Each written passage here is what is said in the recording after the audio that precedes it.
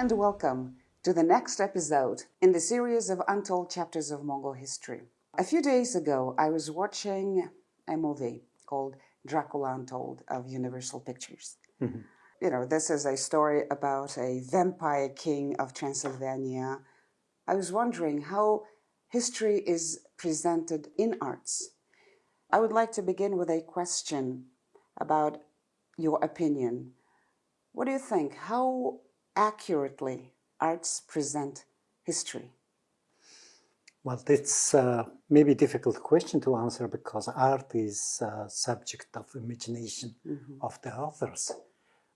Only thing is that when you are doing the imagination, you have to stress it's an imagination or it's based on true story. That's the two different issues. And coming back again to the history, Mongolian history, as we discuss, we see a lot of movies that misrepresent or just telling untrue stories, maybe on purpose, maybe because of the lack of knowledge. For example, if we take a Hollywood movie on Genghis Khan, 1965, with Omar Sharif acting as a Genghis Khan, there you see simply just unawareness of the author of the historical events that took place in Mongolia. So sometimes when you see it, you are not able even to criticize. But sometimes arts really play an important role in shaping one's understanding and appreciation of history. For instance, I want to refer to the Genghis Khan of Chinese production in Mongolia, where Mr. Basang acts as Genghis Khan, Basanjo. That story of Genghis Khan, I think, tries to adhere to the true story or to the stories in Mongolian No3 The Secret History of the Mongols. It's written very close to the original text of the Mongolian No3.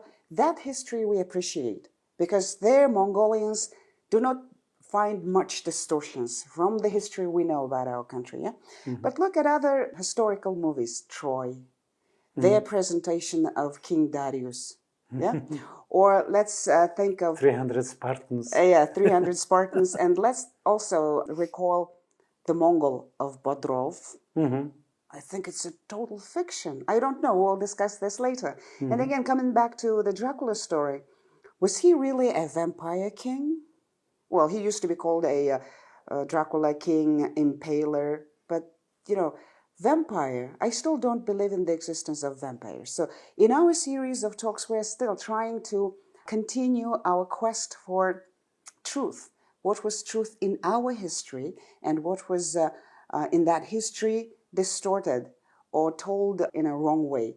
Within these confines, I wanted to devote this podcast to the story of warrior Mulan. Mulan's story.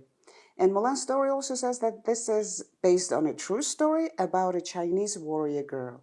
Can you please tell us about the truth about Mulan and the myths?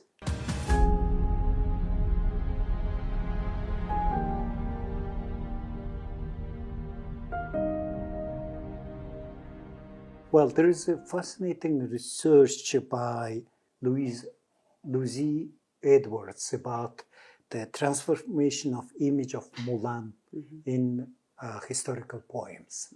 So, of course, we don't know for sure if there was a girl named Mulan, and the name Hua Mulan was given much later to this person.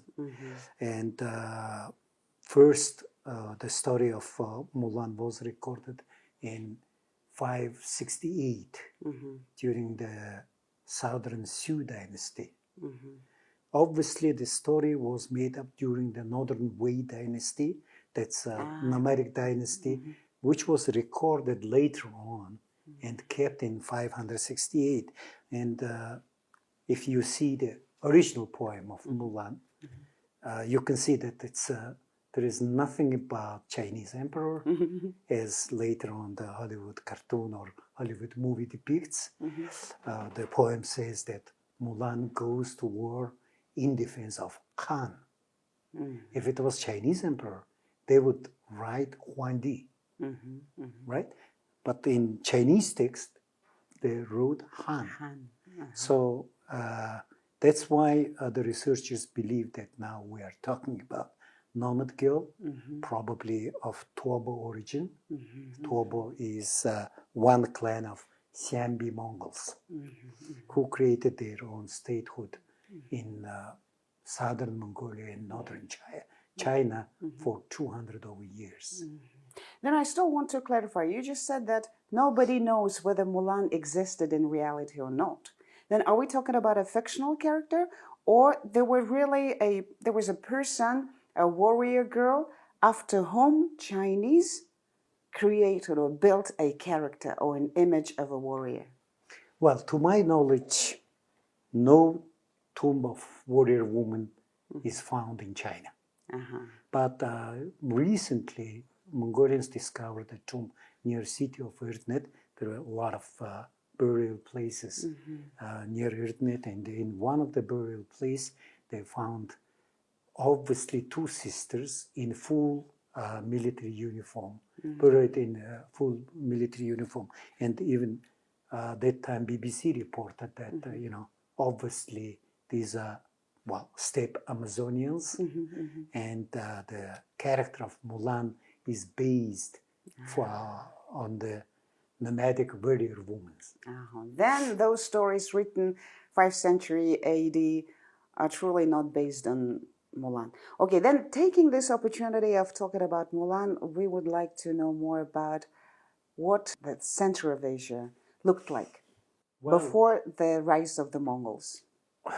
Well, that's a long period of history. Let's take a period during which this poem about Mulan was written. So we in Mongolia do not know much about this period because we believe that it's a Jujan period where the Jujan Khanate presided over Mongolia, and their predecessors, Sambis, were defeated by Jujans and our story over there.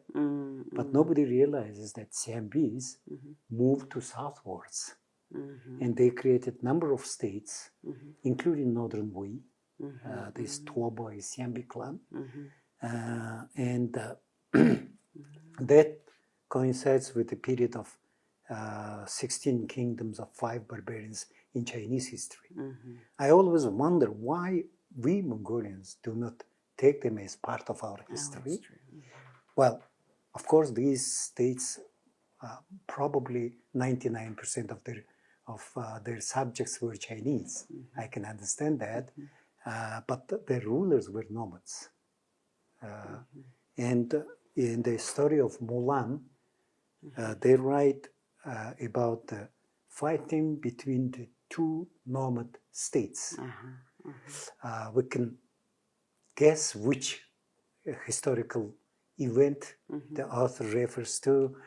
For example, if you read the original Mulan poem, you can see that the author is referring that about the Black Mountains. This is Dalanghar Mountain near Hokhoto, and also the author is referring about Yanran Mountains. That's Hangai Mountains in Mongolia. So we may be referring to the story when 429 AD, Toba king Toba Gui was advancing against the Jujans. And maybe we are referring to this part of the story, or maybe we are referring to the earlier story when Toba king Toba Gui invaded to Muron kingdom. That's another clan of Siambis, which was located in today's Manchuria. And Muron king Muron Bao, he defeated Toba Gui and marched forward to the south, to the Toba state. And during this march, his army was annihilated in Senhapo Valley by the snow blizzards. If you remember, Yeah, there in is that a, movie, yes. there is a reference to this event in the movie. Yeah, in the movie, and then they're defeated and the whole Yes. army is destroyed. Yeah. But again, before now going into the plot of the movie and also discussing in depth about Mulan, let's go back to our steps and see Xunnu, Hunnu, Xianbi, Zhujiang. Can you tell us about their location-wise, where the Hunnus were, where the Xunnus were, so that we could depict, at least visualize who was here, where? In the 1st century of BC, the powerful Hunnu state disintegrated. So, northern Hunnus moved toward the Central Asia or steppes of Kazakhstan, today's Kazakhstan. And from there onwards, 200 years later, they will arrive in Europe and defeat the very famous Roman Empire. We know the story of the Attila the Scourge. That's the offshoot of the northern Hunnus. Whereas southern Hunnus moved to the south of Mongolia. One would say in today's Inner Mongolian plains. And from there, after the disintegration of Han Empire, Han Dynasty in China, and after the creation of Three Kingdoms period, they were often employed by Chinese kingdoms as military force in fight against each other, because cavalry was important force at that time. And after the decline of Hunnu, Xianbis were ruling of the Mongolian plateau.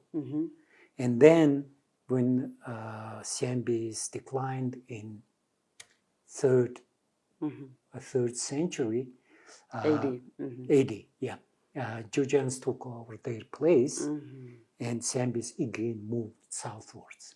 That's where we see all these nomadic states in northern China, and two clans of I would say three clans of China. Xianbis have created states, different states on Chinese territory. If you see Manchuria, you will see the Murong clan. If you see northern China, you will see the Toba clan. And if you see into what is today southwest of Mongolia or today's Chinese Kokonur area, then you will see Tuyuhun states. So these are all offshoots of Xianbi.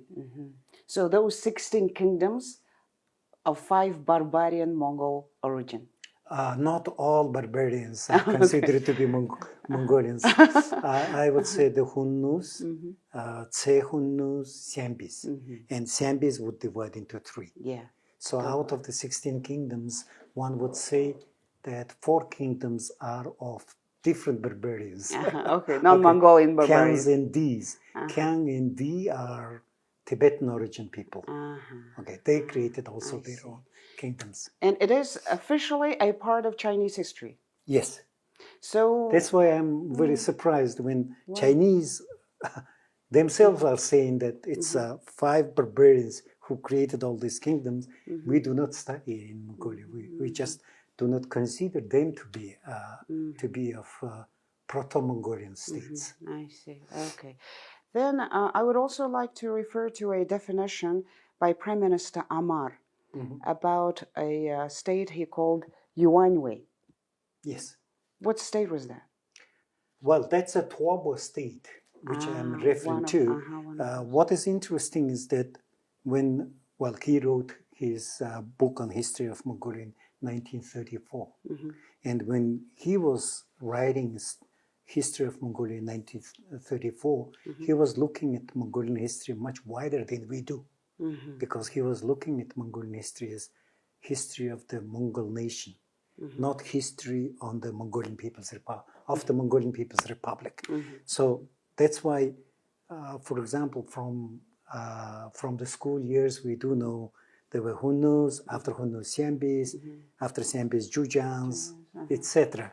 But Amar, in his book, he writes a couple of interesting things. He talks about Hunnus, and we always think that Hunnu state has been created in the 2nd century BC. Mm-hmm, mm-hmm. But he writes now, first Hunnu, mentioning of Hunnu in Chinese books have been mentioned around 3,500 years before Christ. So he takes Mongolian history much longer than we do. Wow. And second interesting thing is that he writes about Hunnus, and then he writes about Xianbis, and after Xianbis he talks about Northern Wei or Yuan Wei. Yuan Wei. And if you look at today's Mongolian map, of course, if you look at Mongolian history from today's map, then of course most strongest state was Zhujiang's. But if you look at Mongolian plateau as one piece, then strongest state was Northern Wei. And that makes me to think, and why we do not study them, why we do not believe that it's part of our history. Because, of course, most of the sources on Northern Wei is in Chinese. Yeah. And as most of their subjects were Chinese, only the ruling dynasty was Tuoba. You can see that we refer to them by the name, Chinese names. Yeah, because when they took over a throne, besides having Tuoba name, they would take Chinese name also, so that most of your subjects would understand that, okay, that's our king, right? So this King Tuoba Gui, to which I was referring earlier, his Chinese name is Tuoba Gui, but his Tuoba name is Shigui. Shigui, it's very close to Mongolian Shogui, right? Shogui. Yeah, and I don't know why we write that Tuoba Gui. In that way, for example, Genghis Khan in Chinese history is written as Emperor Taizong. It will be strange if we write about Genghis Khan that, oh, this is Emperor Taizong, while we are doing this. So why is this done? Is this an attempt to appropriate history as part of their own for any country? No, you like see. Hubla Khan's name in Chinese is different. Yes.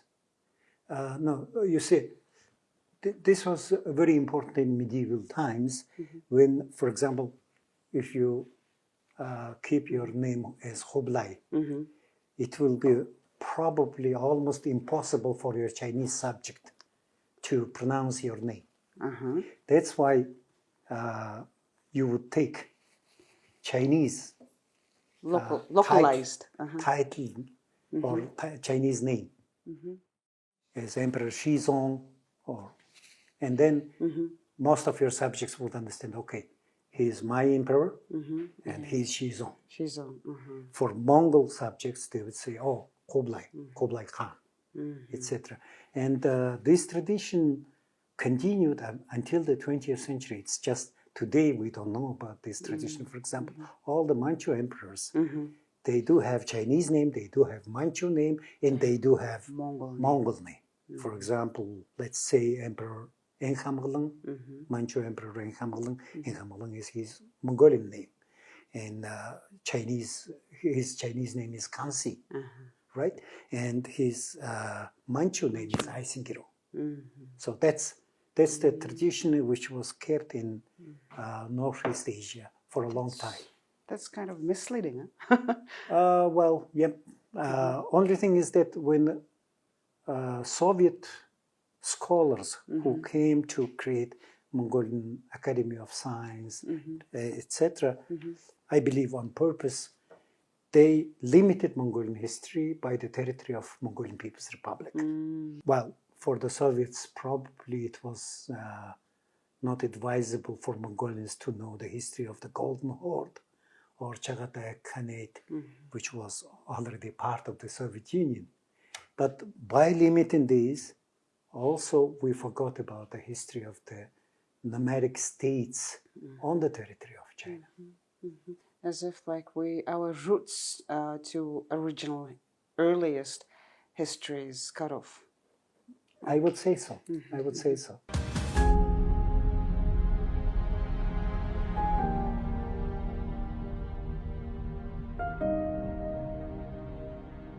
Let's go back to those 16 kingdoms and where Mulan warriors tribe located geopolitically. And let's follow the events in the movie. So she was fighting as a Chinese subordinate, as a Chinese subject against a nomadic tribe, which in real history is the other way around. Well, you see, Mulan transformation is a very fascinating one. If you see 568 poem called Ballad of Mulan, there you see a nomadic girl who is going on war on behalf of her father against another nomads who are attacking your kingdom. But in, let's say, if you take another poem by Xu Wei, Heroine Mulan Goes to War. That's 1593. Okay, there. 1,000 years later. 1,000 years later, yeah. And there, during the Ming Dynasty. Okay, during the Ming Dynasty, Mulan is depicted as half-breed of Turkic and Chinese origin. And then, already by 1675, during the Qing Dynasty, there is another poem called by Chu Jinhua, Romance of Su Yin Tang. There, Mulan becomes a Chinese girl. So it also gone through the serious transformations. And I would say that it was the story of Mulan was used in different centuries for propaganda purpose. If you see the first poem, there is nothing about patriotism or defending the country or defending the Khan. There is it's a story of a girl who loves her father and goes on war in his place. And this is about family values, love to your father, etc. But when it comes to Mulan Goes to War in 1593 poem, then you start talking about defending the country. So she's more patriotic now. She is more patriotic, and then she becomes a general. You know, in the first poem, her army was defeated, and she comes back home after the defeat. But by 1593 poem, she becomes a general. She becomes a victorious. And then Huan Di, or emperor, offers her to her to become his concubine, and she rejects and kills herself. And in 1675 poem, she becomes a general. She becomes a victorious, and she serves in army for 12 long years. And when she comes back home, her father is already dead, mother is married to somebody else, etc. So in every century, you will see the difference of the attitude, depending maybe on the requirement of that period. And depending on the ideology. She was just like an ideological tool. Yes, yes.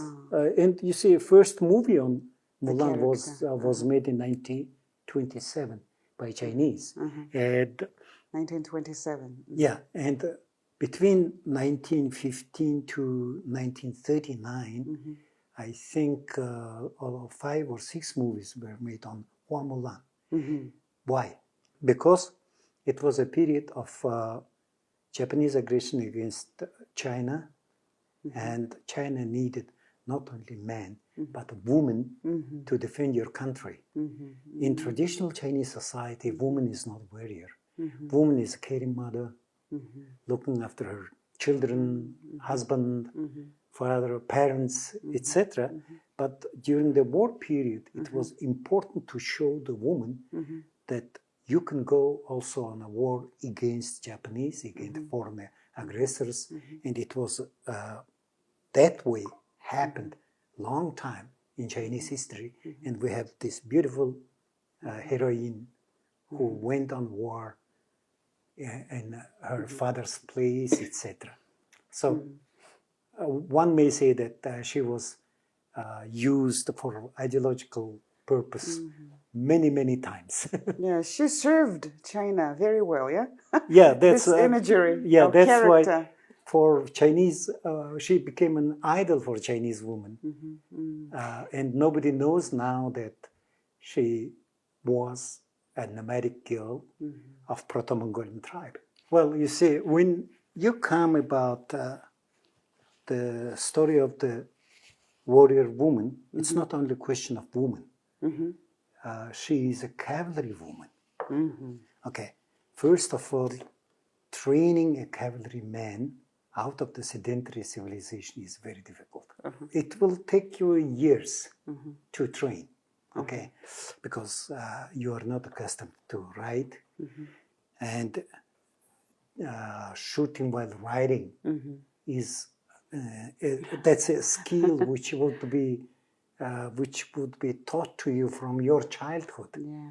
Through generations. Even. Through generations, and at least you have to learn that while you are a child. And horse was very expensive in China. Okay, so when you read the story of Mulan, you can see that first of all she is a young lady, but can ride, can shoot, can fight. So obviously she was taught from childhood. Okay. Secondly, it was almost impossible to find, let alone a girl, but men who would have such a skill. Chinese cavalry, that was very expensive military force, because first of all you have to buy very expensive horse. Second, you have to feed the horse all the time. That's another expense. And you have to feed the warrior all the time. And that warrior has to learn how to ride, how to shoot while riding, how to fight. So I'm sure that you have been in Mongolian Natam celebration at archery competition. I'm sure that you have tried at least once to shoot. Okay, so how difficult it is while you are standing on your foot. And can you imagine that you'll be doing this while riding, and at your young age? So I can assume that she was a nomadic girl who was trained to ride a horse and who was trained to shoot from childhood. For nomads, you don't need a special training to be a cavalryman, because you're doing this throughout your life. It's part of your life. But for Chinese, it's difficult because you don't shoot, you don't ride, you don't have horse, etc. Exactly. So that's why, all of the scholars believe that she was a nomad girl.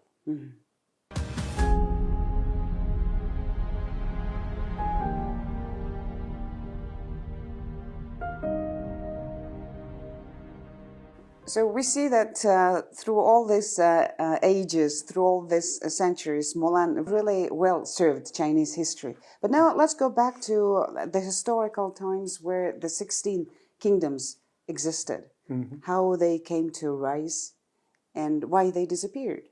Well, earlier I mentioned that after the disintegration of Han Dynasty, there were 3 kingdom period where 3 kingdoms were fighting with each other.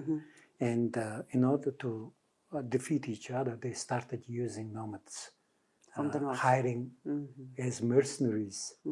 And sometimes later, these nomads realized that these kingdoms are weak because they're hiring them as a military force. So they decided, okay, I will cut out of this territory and create my own dynasty. So we're talking about 3rd and 4th century AD. Well, we're talking about end of the 3rd century, beginning of the 4th century, where all these weakened kingdoms, they gradually started losing their influence to the small nomadic kingdoms. When we are talking about 16 kingdoms instead of 3, it means that northern China, mostly northern China, was fragmented into different, well, I would say between the different nomad warlords. Southern Hunnus, who created, if I'm not wrong, 4 dynasties. The northern Han, early Zhao, northern Liang, and Xia, 4 dynasties. So most of them were short-lived, maybe because of the one good military leader who established a dynasty, and then after his death, immediately the dynasty was disintegrated or taken over by other nomads. So it was a period when these nomads were fighting with each other. Commingling. Well, one may say it's part of Mongolian history, and also we can say that it's part of Chinese history too, because their subjects were Chinese, mostly Chinese. And the longest dynasty that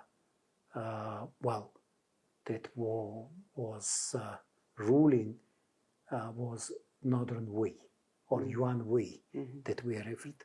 That's created by Toba clan. And when we talk about the Toba clan, I told you that Toba name is Shigui. Yeah, Shigui. I can tell you, for example, his son Toba Si, he is recorded as Toba Si. His name is Mumo. And then Toba Tao, his name is Buri. Buri, Mongol name. Mongol name. And Toba Jung, his name is Ule. Mongol name. Very Mongol name. Very Mongol. And for example, if you take the Southern Hunno dynasties, Shile, that's all Shis in Chinese history. Nothing about Xi Jinping. That's different. But this Shile, his Hunno name is Shilung. Shihong, his Hunno name is Dayeng. Shihu is Tselung. And Xijiang is Dalang. Wow. So all Mongolian names. I don't know why we are not using their Mongol name instead of all these Chile, Shihong, Tobagu, Tobasi, etc. And the famous Hunno warrior Liu Weicheng. We know him as a Liu Weicheng. Chinese name. By Chinese name, but his Hunno name was Giching. Giching. Very Mongol. Guest. Yes. Or his son Liu Xiang. His Hunno name is Tsobar. Tsobar. Also sounds very Mongolian. Very Mongolian. So, having said this, these dynasties were fighting with each other over almost 150 years, taking over with one another, etc., etc. And then finally they have been weakened by end of the 5th century, beginning of the 6th century, and finally they were overtaken by Chinese dynasty of Sui dynasty, and then nomads were living in southern Mongolia and northern China. Only is that these nomads became a part of the military elite. So it was very important in subsequent Chinese dynasties to have relationship with the military elite. So the founder of Tang Dynasty, his mother is Xianbi, because it was important for his father to have a relationship with the military elite in the army.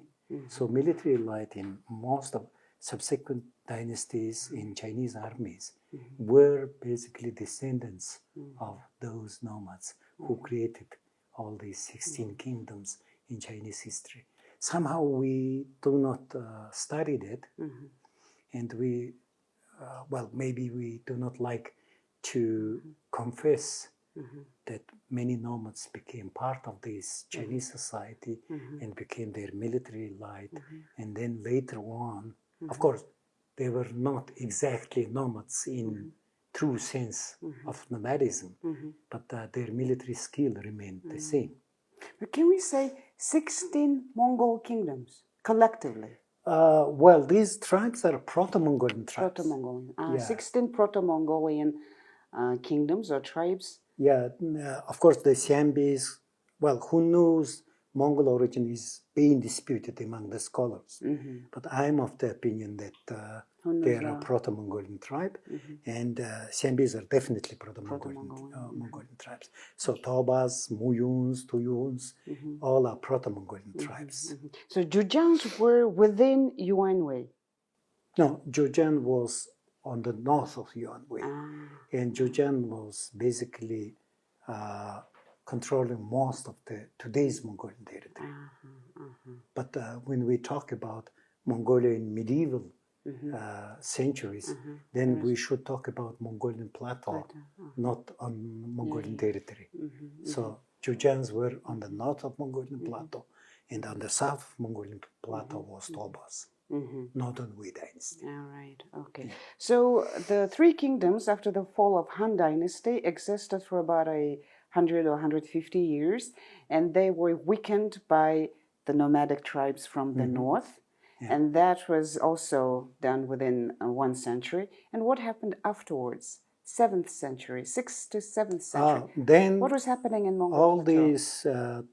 All these small dynasties of nomadic descent were conquered by through Chinese Han ethnicity dynasty, Sui dynasty, and then followed by Tang dynasty. And China reached to the furthermost extent of its expansion during the Tang dynasty. China was united first, and secondly, for the first time in history, under Tang dynasty. Well, it's the largest expansion, and a lot of historians believe that it happened. It happened that way because Tang rulers have been able to successfully integrate the nomadic tribes into their elite. That's why, earlier Chinese dynasties were not able to advance into the great step because a really different way of life and the different military capacity and the different fighting technique, etc. But Tang dynasty, they were able to integrate into their army a nomadic elite. And if you see the Tang dynasty army, and then you will see their cavalry consisting basically of Xianbis, Yabgos. All these are nomadic people. I see. Well, again, I'm asking this question to lead you to a period when the Mongol tribes emerge in the period preceding to Genghis Khan's times. Well, it was a period during the Tang dynasty. It was a period of surge of Kokturk Khanate on the Mongolian plateau. People always ask a question. I mean, who knows, Turks or Mongols, Proto-Turk or Proto-Mongol? I always believed that in Mongolian plateau there were numerous tribes. Some of them were Turkic-speaking and some of them Mongolian-speaking. And sometimes Mongol-speaking tribe was ruling elite. Sometimes Turkic-speaking tribe became a ruling elite. That's the only difference. And after the Turks, of course, then the empire of the Uyghur Khanate, Kyrgyz Khanate, they're all Turkic-speaking Khanates. And after that, Mongol-speaking Khitans emerge as a ruler of the Great Steppe. And when Khitans